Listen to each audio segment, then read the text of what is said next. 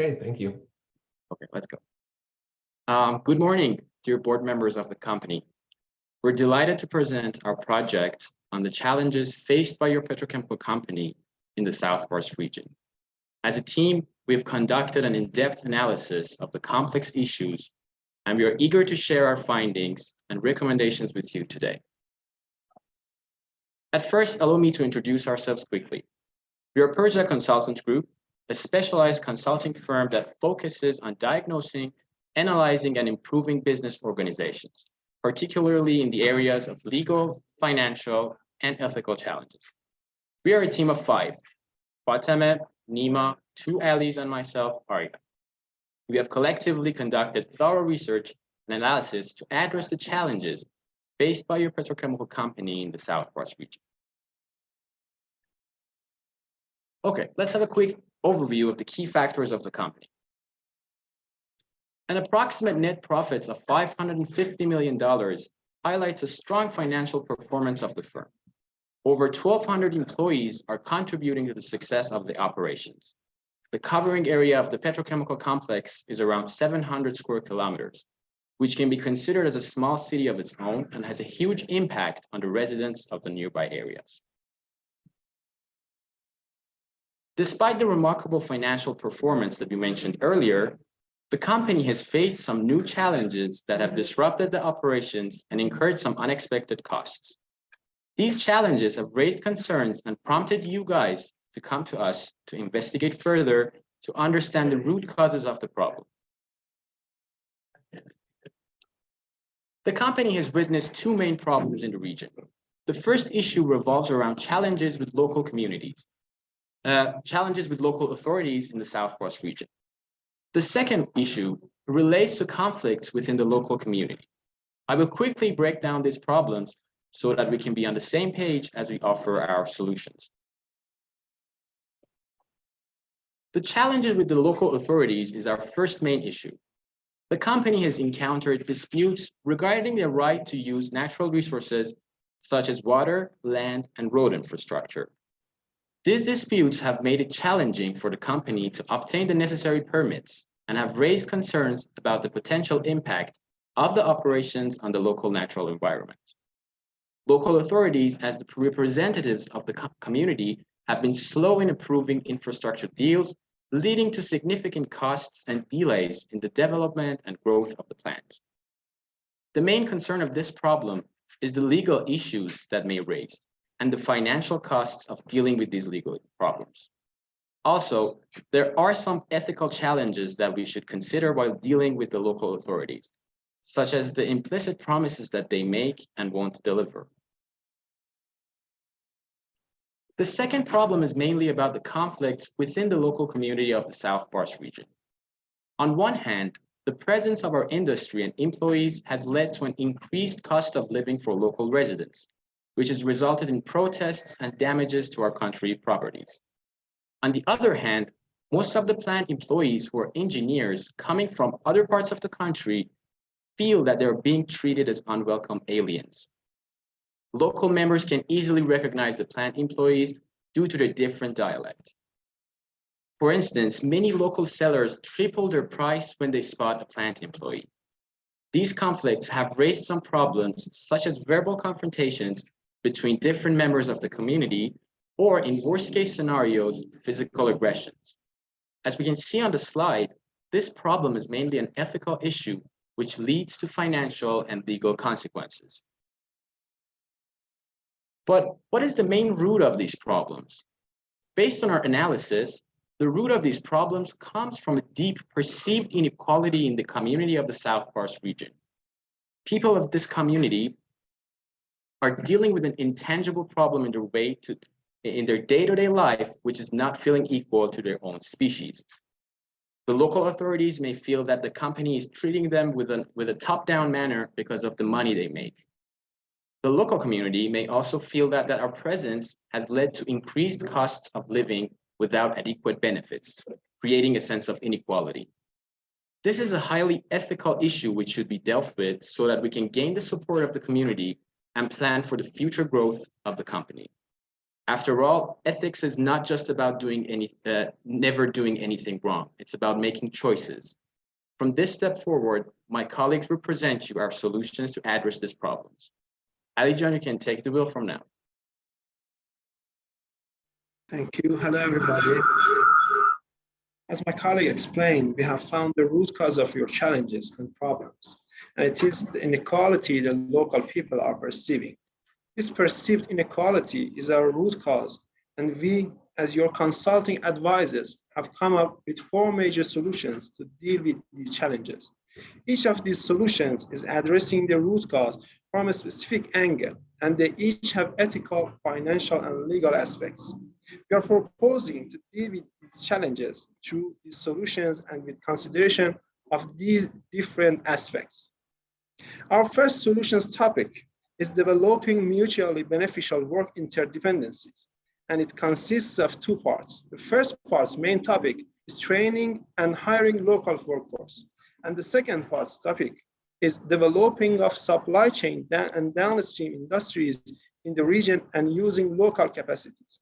Regarding the first part of our number 1 solution, our proposal to your esteemed company is to concentrate on hiring local workforce and using local residents as employees.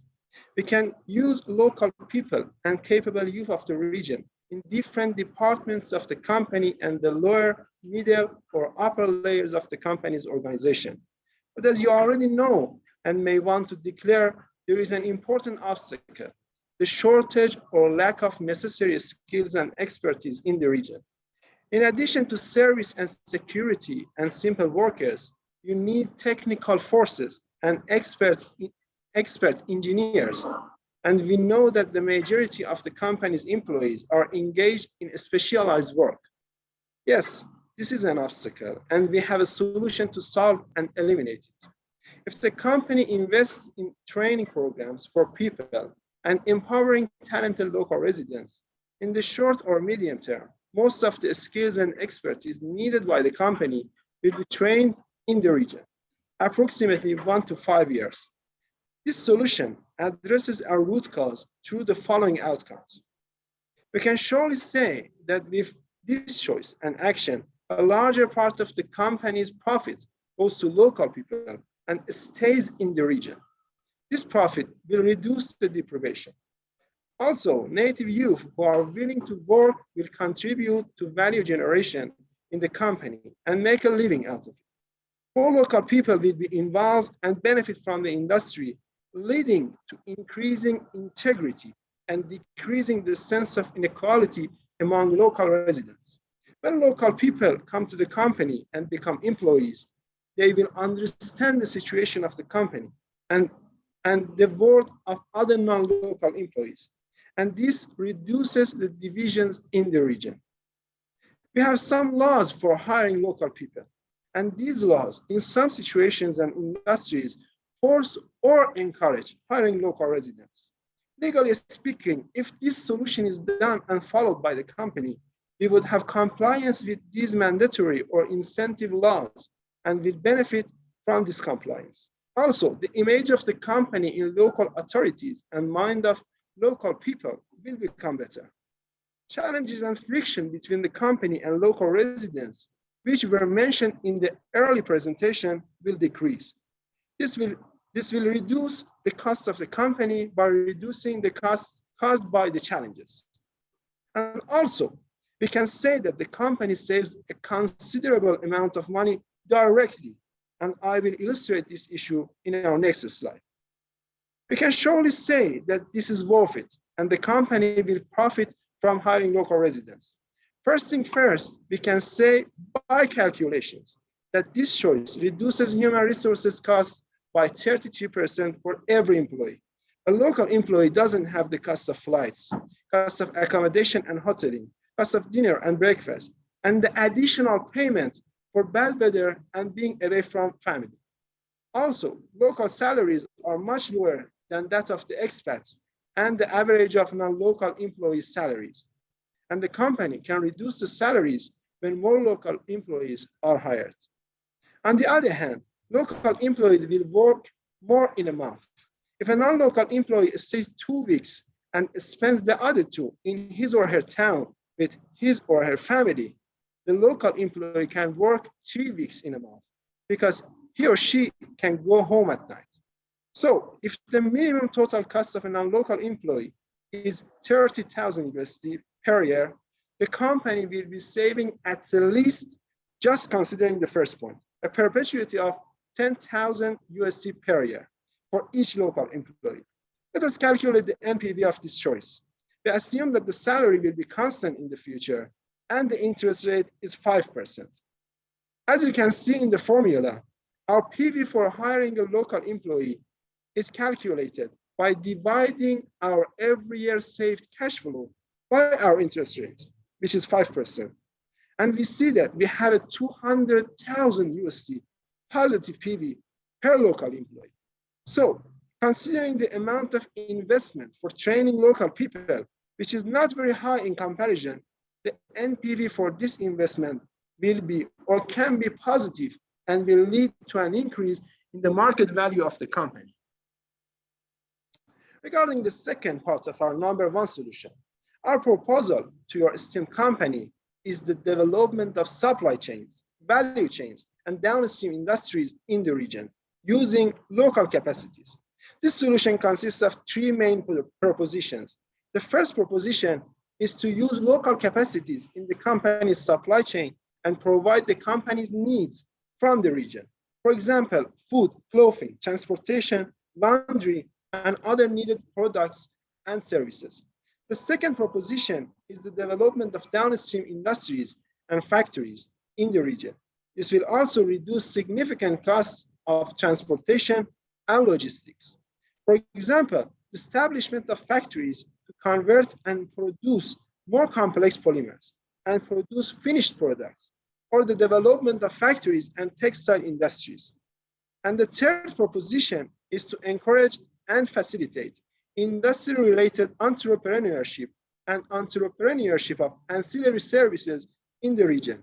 For example, a shared transportation startup and system like Uber for petrochemical companies' employees, but not limited to them. This solution addresses the root cause through these outcomes. An important outcome is the expansion of value generation chains in the region that reduces the deprivation of the people.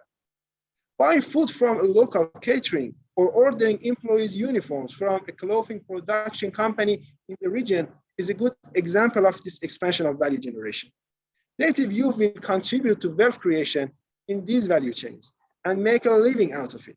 This will increase the involvement of local people in the industry, which leads to a decrease in divisions, unemployment rate, and the sense of inequality.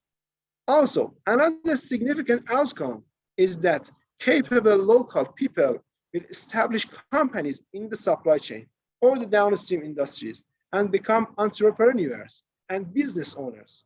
For example, a modern and digital trading company in the timeline of 5 or 10 years can be one of these strong firms established by a local adolescent. These outcomes will decrease inequality and reduce the deprivation in the region and will reduce the challenges. Financially speaking, these solutions will reduce supply chain costs and reduce or eliminate the cost of transportation and logistics. In other words, the company will gain more profit. Thank you.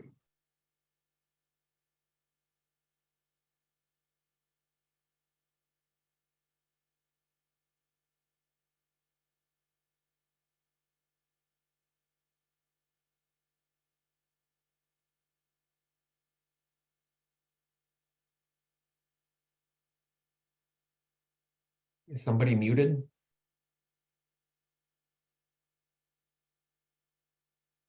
It should be. It's Nima's turn.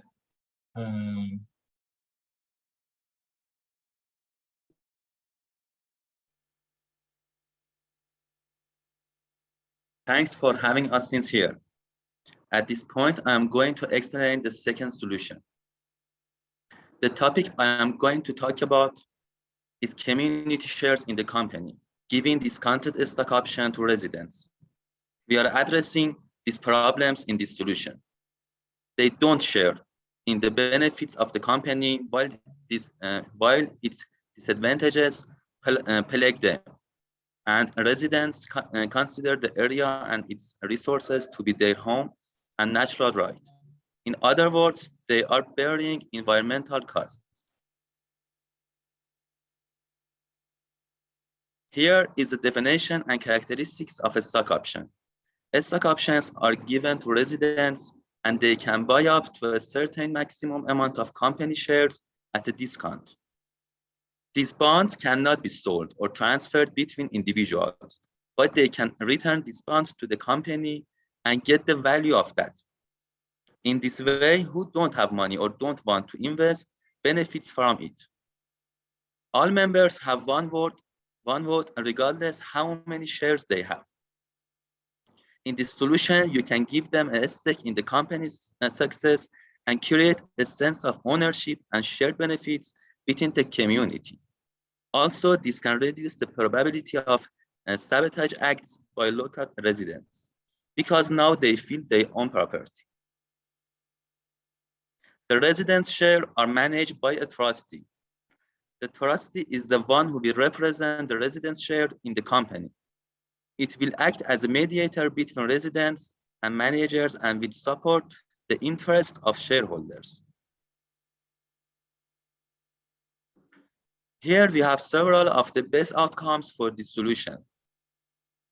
It's a corporate finance strategy to align the interest of residents and shareholders. It provides financing tools for the company to support value chain and downstream industries. There are some tax advantages. And the last is economically deprived residents benefit from these stock options, even they don't have the money to buy stocks. From now on, my colleague Ali will continue the presentation. Thank you.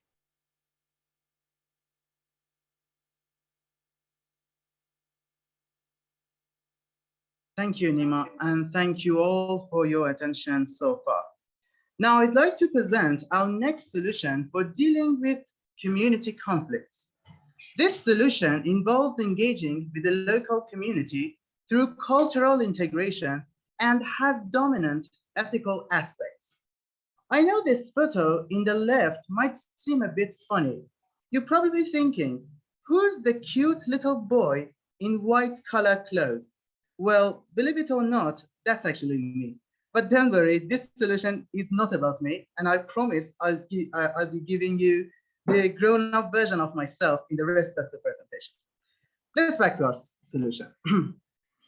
I'll be presenting two sub-solutions to address the main solution about this issue. First, promoting activities to understand and respect local culture, and second, key partnership with local NGOs. One of the biggest challenges that companies face when engaging with local communities is the lack of understanding and trust between employees and locals. Many employees from outside the region may not be familiar with the local culture, while locals may not trust outsiders. To address this challenge, we propose promoting activities to understand and respect local culture. This involves visiting community leaders to understand their ideology and helping with local ceremonies and rituals. Let me give you an example for our proposition.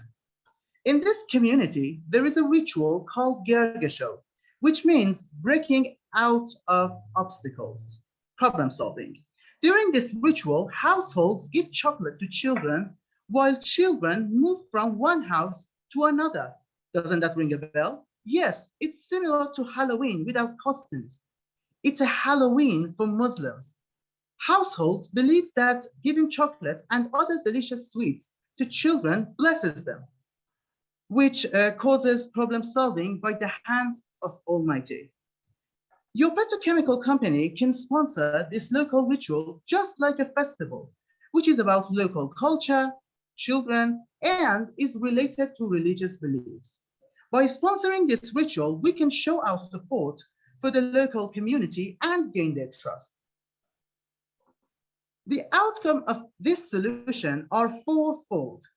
First, it increases the legitimacy of the company in the eyes of the local community, as they see us as a member of their tribe who is loyal to rituals and customs. Second, it increases participating and sustains local rituals in the community, which causes integration in that society. Third, it increases awareness among our employees regarding local rituals, which can reduce cultural conflicts. Finally, it fosters a long-term relationship with the local community, which has much higher impact on the community's future. Now, the second sub-solution we propose is key partnership with local NGOs. However, instead of simply donating financially, which may be ineffective for the company's reputation, or challenging our individualistic culture and our shareholder view, we propose launching voluntary works for our employees in partnership and fundraising by the company based on employees' activities, which can pay for voluntary work or even employees' donations. We offer two types of voluntary programs for our employees. The first is voluntary work related to their skills, which can be donated to local NGOs based on the working hours completed. We can encourage employees to join this initiative by providing paid time off and using internal public relations such as bulletin boards, interviews, and internet as a way of promoting employees who have the most voluntary hours. The second is Match Gift Initiative, where employees decide the amount of their donation and the company matches it, which allow employees to taste the sweetness of donating. The outcome of this sub-solution are threefold. First, it improves the local society with the hands of employees, not the company itself, which has a greater impact on our company's employer brand, employees' engagement, and reputation. Second, it improves local charities, which are an important part of the community. Finally, it fosters social responsibility among our employees, both local and outsider, without making drastic changes to our company culture, which can put employees' relation at stake.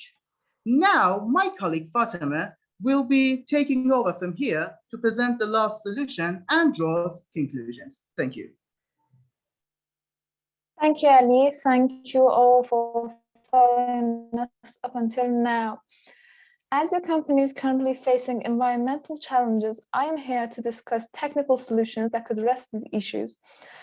Due to substantial environmental harm and negative impacts on the physiological health of the community, as well as the detrimental effects on businesses such as in tourism, it is essential to recognize and address the damage and pollution inflicted upon the environment. Additionally, your company is facing financial and legal implications such as environmental fines, extra penalty taxes, and legal obstacles to plant operations.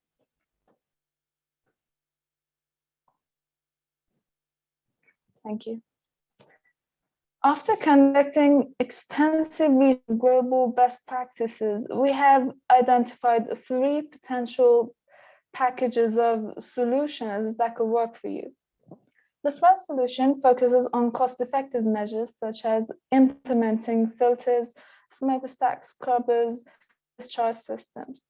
While this option may not be the most cutting edge, it presents a practical and affordable approach that could help mitigate your environmental impact. The second package of solutions is adopting monitoring and process optimization methods in preventive and precautionary approach.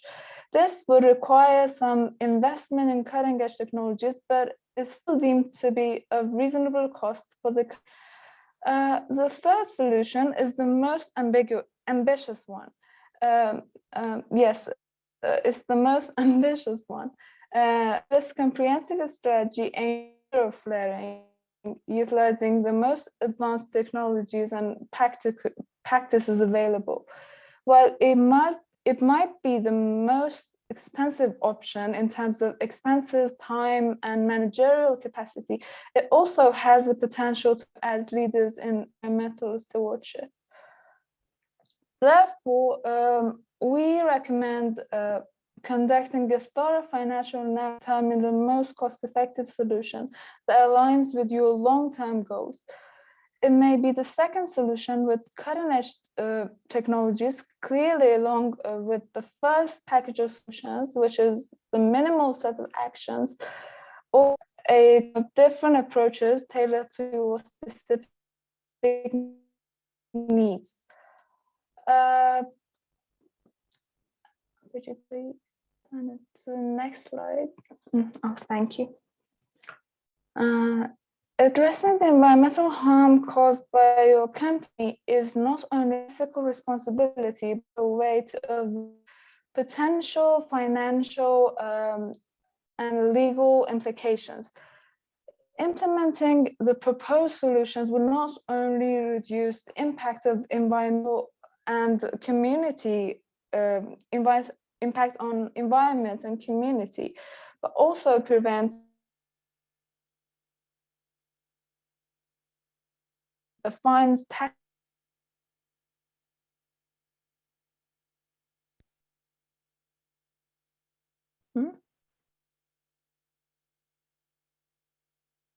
Could you please turn it to the next slide, Arya?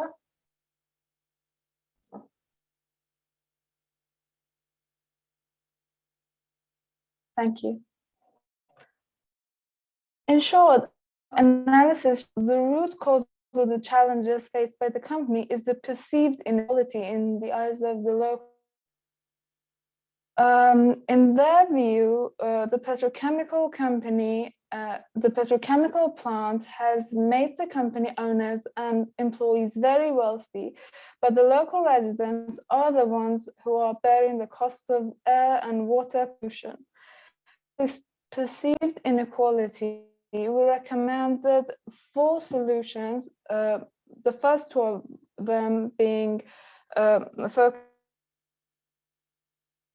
focusing on making local residents beneficiaries of the value and wealth that is concerned with enhancing understanding and respect between plant employees and local residents. And the 4th solution is focused on minimizing the cost for local community members. Taken together, these solutions will make sure that the plant is seen as belonging and contributing to the local community. It's crucial for you to environmental challenges encompasses both technical and human aspects. And finally, thank you all for your attention. Okay, let's pull down your screen share.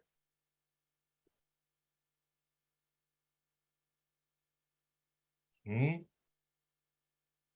There we go. Thank you very much, team. And what we would like to do as a board is ask you some. I think we're done. I'm sorry. I heard something. What we'd like to do now as a board, we would like to ask you some questions about. I can't hear anyone if someone's talking. I'm sorry. I can't understand whatever anybody's saying. Arya, you said you couldn't hear anybody? You couldn't hear Jim? Yeah, now I can hear everyone. That's okay. Okay. So again, what we'd like to do as a board is we're going to ask you some questions as consultants and get a better idea of some of the finer points of your very detailed presentation.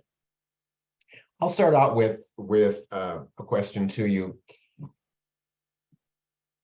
You brought up a lot of good ideas and a lot of good things that we should consider implementing.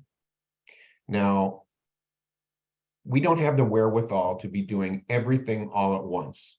You gave us ideas that we can implement over time as we decide to commit resources to it.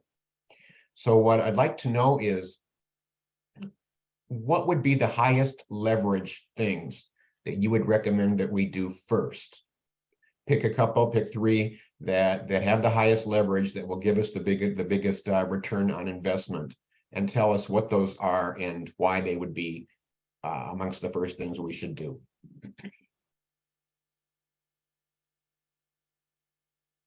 That's actually a very good question. I'm going to start with this. Our company, actually your company, is doing very good financial wise.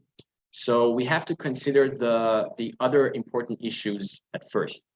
Our highly ethical solution was the one who Ali Bakhwan presented to you about integrating with the local community and joining the culture and trying to be a part of the community, so that the people won't feel that there's like aliens and we're someone from out of their living places, and we are here to help them to build a better community together. So I think, yeah, our third solution is probably our best solution for the company because of the things that I said. And after that, I think offering them the stock market options, that would actually incentivize the community, and they feel that they're like part of something. You know, there is a company here, and it's the right where I live, and I own something out of it. So that may feel very good for the community. And we'll put that for the second best solution. And these two are, I think, the best solutions that we offered you. Anybody else care to take a look at that? Then we'll have Bobby next. Anybody else have an opinion amongst the team? Anyone want to add anything? Okay, let's go on to board member Bobby. You have the next question. Yeah, I have a general question, and then once my other colleagues ask questions, I have some specific questions. I'm a little bit confused, maybe because I haven't been at the last several meetings, which is, it looked like from the earlier part of this discussion that this is a huge plant and it's already open. Is that right? The plant's already open. And so I was confused about how our company got past all the permitting issues and community issues and just was able to plow right in and open this giant plant. And now we're dealing with this as if we were surprised by it. So maybe just put some perspective on that for me, and that will help the rest of my questions later.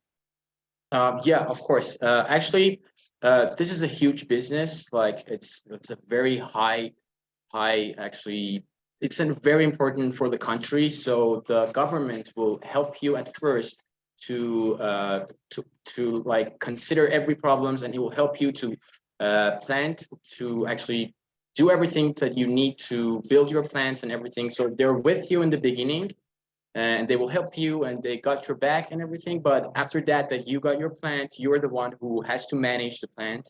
And from that time on, you're the one who is actually responsible for the community who you're dealing with. So yeah, I think I may have cleared that up a little bit for you, but if you have further more questions, I'll be happy to help you. But the government, in giving the permits for us to open, Exactly.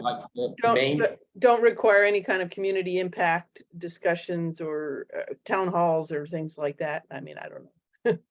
Yeah, actually, it's Iran. So at first, when you want to do something like that, the government has like the big power, and the local authorities are very small against those big powers. So you have the permissions at first, but when you're in, they're not there anymore, the big powers. You have to deal with the local community and the local authorities. Okay, thank you.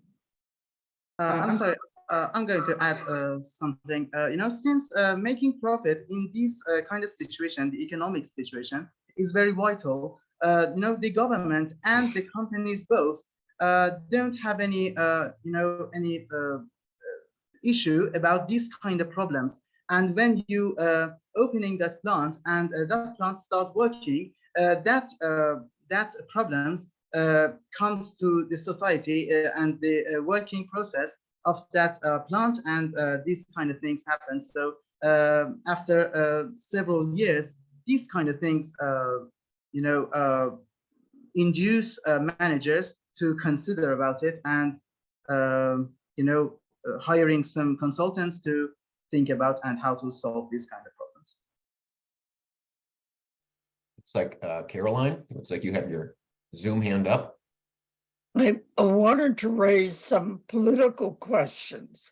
Number one, there is conflict in the country on a national basis. What happens politically? At the same time, in the local community, you will have dissension, and I believe you will have inequality when some people can't. Some people work in the plant, some people put in more money. So I see conflict all around the concept of what you are trying to do, and no comment in relation to the nation state promises of political dissension. What, Caroline, since we're in the Q&A section, what is your question, Caroline? The question is, what are you doing about the nation state? Thank you. And the inequality in its community? Let's hear from a couple of other people here. One of Ali's, can you give us an answer? Ali's on us.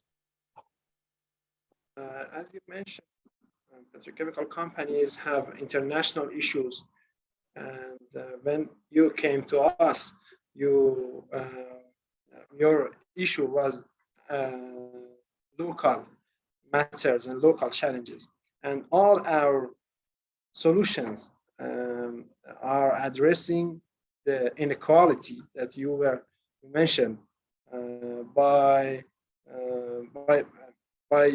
using different aspects and different angles. We can say that all our solutions are to the point of the inequality that local people are perceiving and the local challenges of your company. And if they are done by they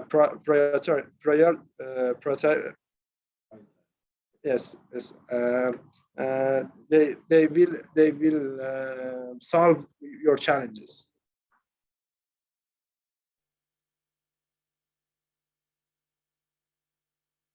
Anybody else? Tina, did you want to? Yes. Thank you. This was very helpful. Just for clarification, I know you mentioned a plan that sounds like currently, and correct me if I'm wrong, currently most of our employees are not in the local area and they're engineers. And you presented a plan for training locals with a projected timeline of 1 to 5 years. I guess I'm wondering sort of what you are proposing for the future, given that we currently have a large number of employees who have experience as engineers. And if there, I guess I don't know what the market pool is, if there are local engineers to even hire, how long it really will take them to not only get educated, but then get the experience.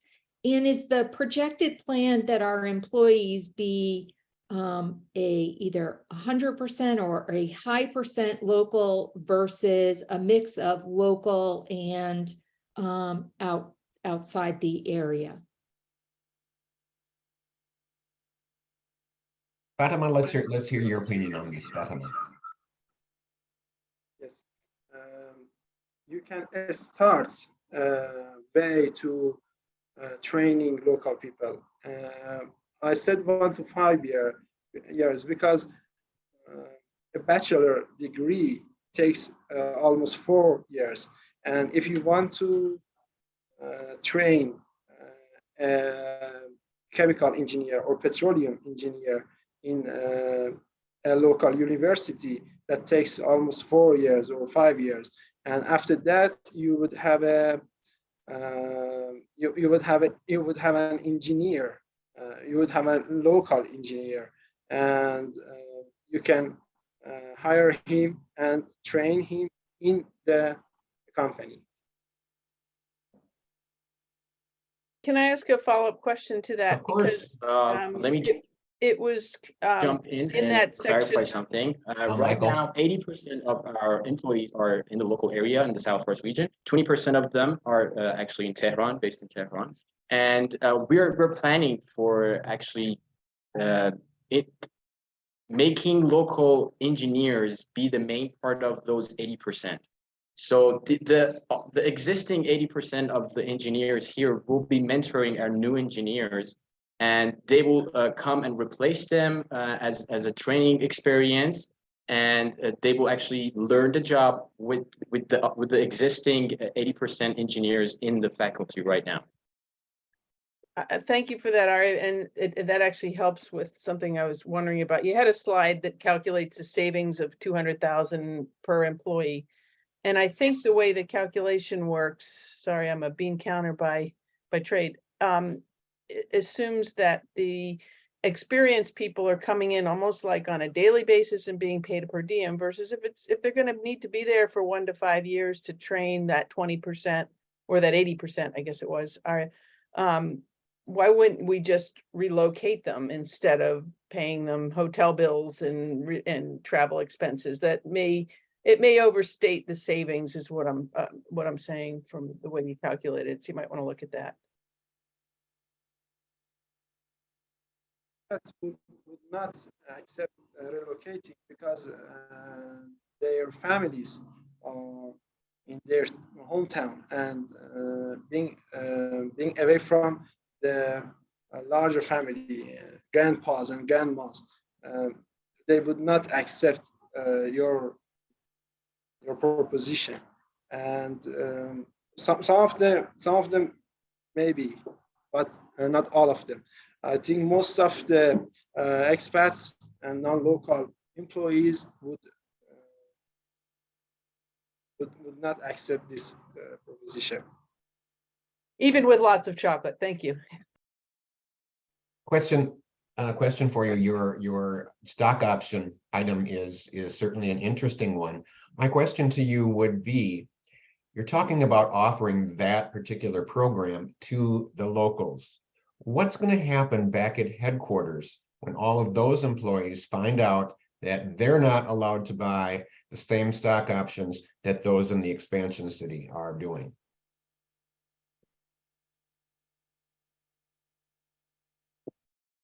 At first, I need to clarify something. This is not going to be something secret. This is a huge plan. Everyone knows about it. The employees are engaged in these decisions.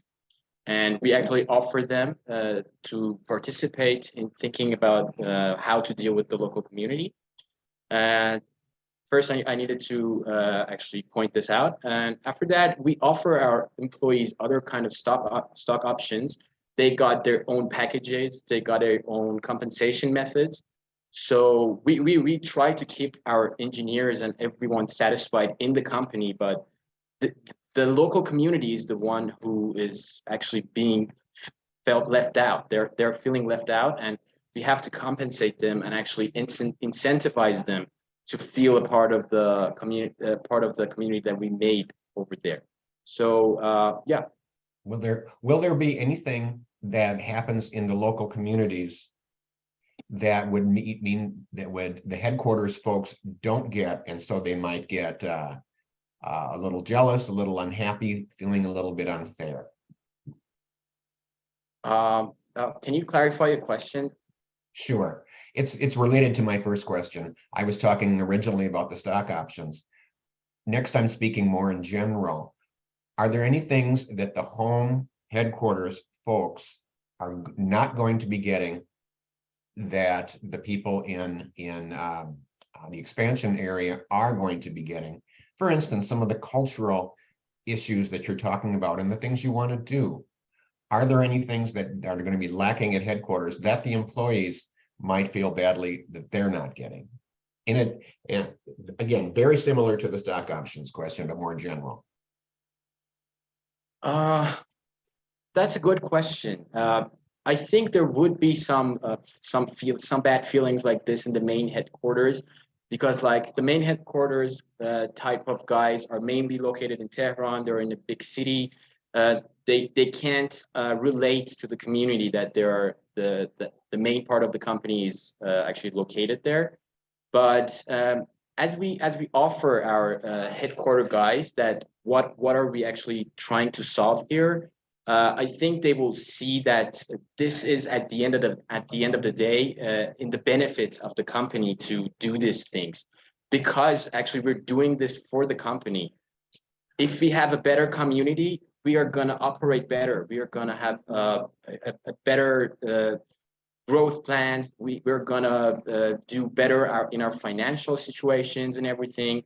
So in the big picture, I think the headquarter guys will follow us. But as you mentioned, there might be some sad, like bad experiences with them. But I think we can manage to actually do everything that we want and consider them also. Caroline, did I see that? Jim, can I ask a Caroline? follow-up question to that, just so, because we're on the stock option question, if you don't mind? Sure. So you asked Jim about, how will the employees at headquarters feel? I'm worried about the stockholders, because suddenly if I'm giving out a whole bunch of stock options to non-employees, just people in the community, wait a second, that depresses the value of my shares.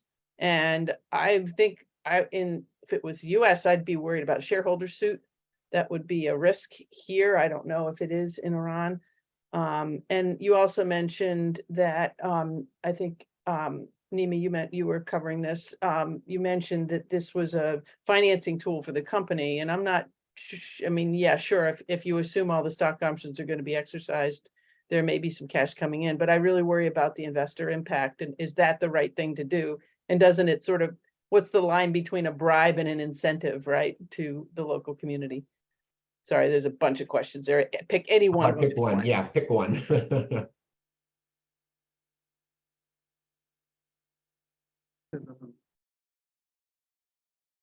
We haven't heard from Fatima yet. Fatima, let's hear your answer to one of those questions. Yes, of course. I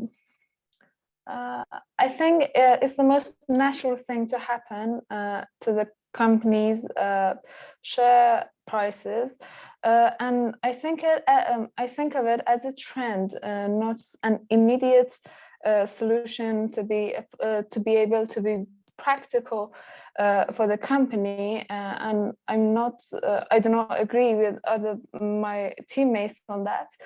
And I think we should pursue it as a trend, and therefore the local community is around other petrochemical companies will also demand some kind of similar community shares, and therefore I don't see that. Yes, it doesn't work immediately. Okay, we have time for one more question. Caroline, did you have anything you want to add? Yes, I still am hungering in terms of government politics and discrimination. You talk in terms of Muslim. Suppose some of your investors are of a different religion. Are you discriminating? Are there labor laws? There is a whole cultural aspect that is missing, and we need to discuss in terms of conflict and the nation state. Can one of you comment on her question? Actually, I can see your point. It's a valid point. The main part of the majority part of the community is out of a Muslim context. So it's not that far about our mind that we think this way, but we may have some shareholders that don't have the same religion and stuff like that. But the solutions that they offered are mainly for the local community. Like we're not exposing our solutions to other parts of the country or nation, and most of them are actually targeted for the local community, and their main religion status is Muslim, and yeah, I think that's what we try to cover. But on the big picture, that's a valid point, and we have to consider this, and we're not trying to discriminate anything here. Like we're trying to not do the inequality thing as we offer solutions, because we are trying to actually solve this problem. We are at the end of the judges' questions for you. What we're going to do now is we're going to take off our judges' hats. We're just going to put on our professional hats from where we are coming from, and you are no longer consultants, you are students. So we would like to give you some feedback. And one of the pieces that I think was interesting and probably worthy of more thought, culture change is really hard. It is one of the hardest things for a corporation to do, is to change a culture. And some people would say that you can't change a large company's culture. It's impossible. So I would want to see you focus as much on something that is going to make your entry dramatic, which would something that would appeal to people more. Maybe it's the stock option idea, but you need to get people on board. And the culture change stuff is going to happen a little bit later, once you have built some trust. Because if you start going into someone else's culture without winning them over first in some way, you might anger them. What gives you the right to be in our culture? So just keep that in mind. Colleagues? I'll just Tina? jump in first. I just want to give you a hand. Very, very nice presentation. You're all very professional and composed, and I know it isn't easy. And I know there have been some technology, issues in this, and I just want to commend you for your professionalism, keeping your composure, staying on point, because that's not easy. It's not easy if you were doing it in person, but it's definitely not easy doing it with a video camera. So I just want to commend you all. I think, if I had any sort of advice, I think thinking about the questions that we asked and thinking maybe about sort of how you maybe organize, prioritize your presentation to focus on sort of the high points. Jim first asked a question about, if we could focus on one thing, like start with your strongest, so that you're kind of hitting into the point he just made. You're hitting it out of the park. And maybe even you can fine tune and tweak some of the things, like the questions that certainly Bobby asked, or I asked, maybe just kind of tweaking it a little bit in your presentation so that it's a little crisper and there isn't any doubt. Candidly, I'm not familiar with Iranian laws. And so that actually is, a challenge for who's ever listening to you. They're not familiar. And of course, you're bringing what you know, which makes complete sense. But it might just be a simple clarification, like under Iranian law, blah, blah, blah, because I think it's easy for us here in the US to then think, well, that's not the way it would work here. But frankly, it may be completely the way business is done in your country. So being respectful of that. But great job, really. Bobby? Yeah, well said, Jim. Somehow you froze and then I had to dump out and dump back in. So I missed about 30 seconds of what you said, but Tina, It wasn't that good. So I'm sure it was great. But I agree with Tina. Your team was very well prepared. The presentation was really well done. I like that you addressed in very simple terms the ethical issue root cause of being perceived inequality, and I think that's spot on. So well done all around. Tina already said, I just think early on it's confusing because it's like, how could you get this whole big plant opened with the community asleep? And then all of a sudden the community wakes up. In the US, that would never happen that way. So it again, for the presentation standpoint, for those that aren't as familiar with how it works differently in different places, that might be useful. Thank you for doing this. It's great. Caroline, your comments?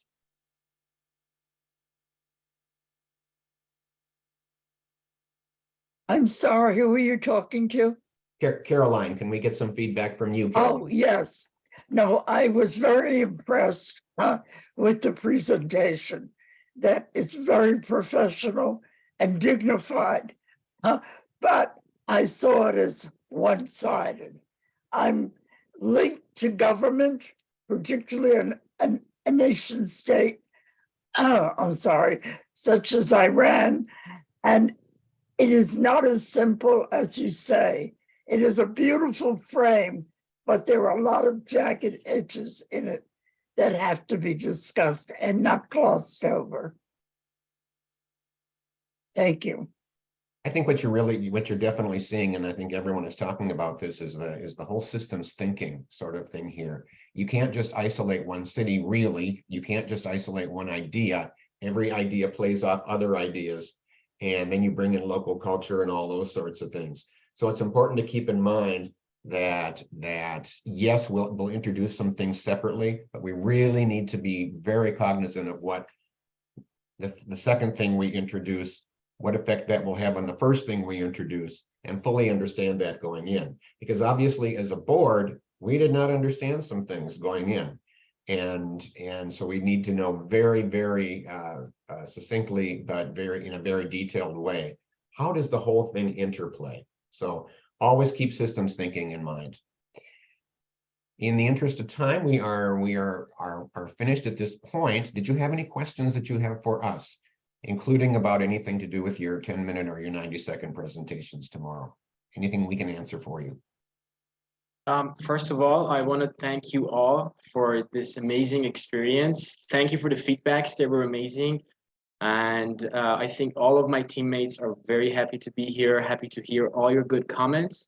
And it was amazing, literally. It was an amazing experience. And we will try to be better. I think in every other presentations from now on that we have, we can use this feedback, especially about those presentation ones, like thinking about the whole concept and the political situations and everything else. And I'm thanking you guys from all of our members here, and especially I want to thank our professor, Mr. Masoud Shadnam. He really helped us every night, every day. He was very helpful, and we couldn't do this without him. Thank you. Yes, your coach plays a very important role, and obviously your coach has a lot of experience. So we not only thank you for being here, Masoud, we just thank you for spreading the word of IBEC to your students in Iran, and we very much appreciate that.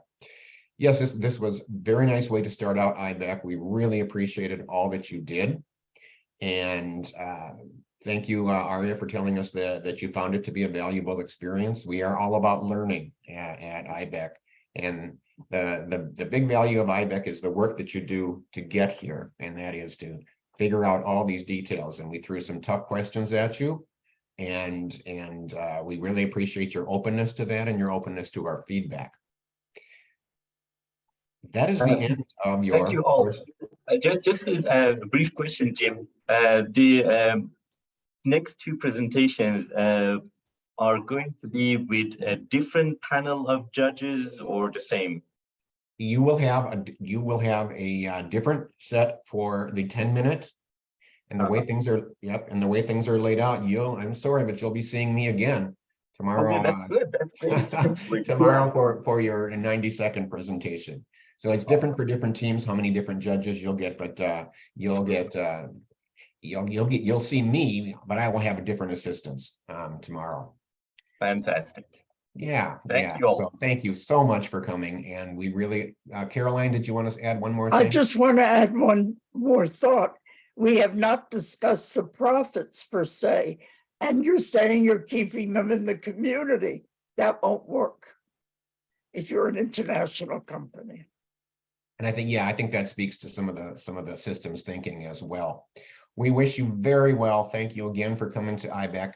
We will take the students out of the room here, Michael, and we will move on. And I hope you enjoy it's afternoon there, so enjoy your afternoon, take a little time off, and we'll see you again tomorrow. Thank you. Thank you for having us.